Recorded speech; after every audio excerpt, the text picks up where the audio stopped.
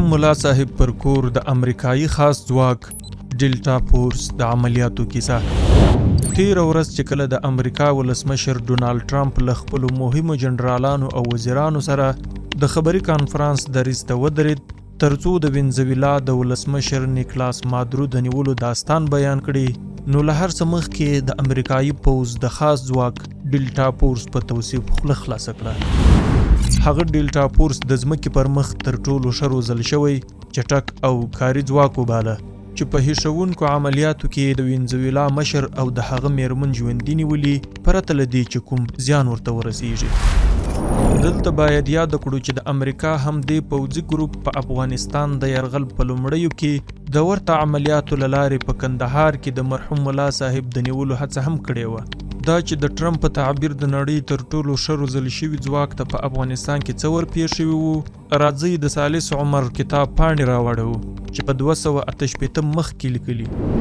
لکه څنګه چې امریکایانو د ملا صاحب کور او شخصا خپله دی د یرغل په لومړیو کې په نښه کړل، دغه راز یې د ځانګړو ځواکونو په توسط لومړني خاص عملیات هم د هغه پر کور او دفتر ترسره کړل.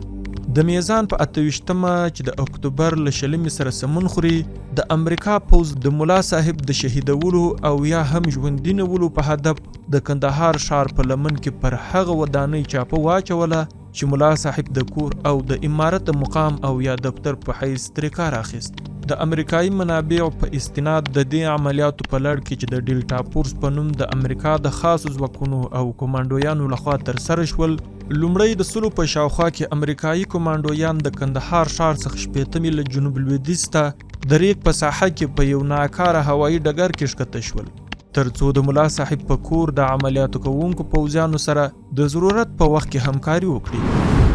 ورپسې په همدې شپه د ډیلټا فورس او کمانډویانو دوهم ګروپ چې له 100 ډیر کسان یې برخوال وو د کندهار ښار سره نږدې د ملا صاحب په کور چاپه ووهله.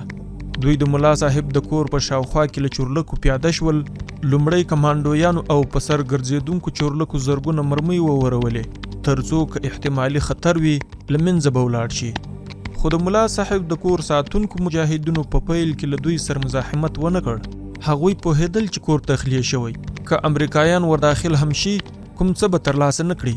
شیبه وروسته په داسې حال کې چې له کندهار ښار څخه همدې سیمې ته کومکي مجاهدین راورسېدل، ناڅاپه یې په امریکایانو حمله وکړه.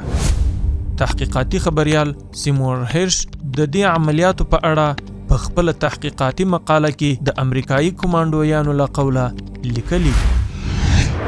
کله چې موږ د بیرته وتلو په حال کې وو، طالبانو په موږ قیامت راکوز کړ. هغوی شبخون راوړ، هغوی په سپکو وسلو او RPG توغندیو حمله وکړه. طالبانو داسې لاسي بمونه غورځول لکه له دوی سره چې بې شمیر موجود وي. د ځانګړو ځواکونو یونټ په شاته تلو او دفاعي جنگ مجبور شو ځکه طالبان برلاسي وو. ډیلټا کنډک ته زیان ورسید او یو شمیر کسان یې ټپیان شول. پوځیان په ګروپونو وویشل شول. د پوځي اصولو سره سم واړه ګروپونه شاوخوا غلي شول او لوی ګروپونو ته یې د تیښتې زمینه برابره کړه. په دې وخت کې جنگي څرخکو د ملا محمد عمر مجاهد په کور بېدریغه ډزې وکړې. د ډیلټا فورس کمانډو او د کومک لپاره راغلي پوځیان ټول په وارخطا حالت کې راوتښتېدل. په منډو رامنډو کې د یوه چنوک هلیکوپټر ټایرونه له غونډۍ سره ولګېدل او مات شول. موږ د دې عملیاتو لپاره ډیر تیاری نیولی وو. موږ فکر کاوه چې هلته په رسېدو به جادو وکړو، خو د طالبانو له حملې سره راته څرګنده شوه چې موږ جادوګر نه یو. لکه څنګه چې امریکایي خبریال اعتراف کوي، امریکایان رښتیا هم په خپله لومړنۍ چاپه کې خپل ټول احتیاطي تدابیر سنجولي او خپل تجربه کار ځانګړي پوځیان ډیلټا فورس یې د عملیاتو لپاره غوره کړي وو. خو په عملي ډګر کې دوی کومه لاسته راوړنه نه درلوده او هیڅ هم په لاس ورنغلل. طالبانو وروسته د امریکایي څرخه کې مات شوي ټایرونه او له خاصو ځواکونو څخه پاته یوه توپنچه رسنیو ته وښودل چې د امریکایي کمانډویانو په وارخطا تیښته یې شاهدي ویله.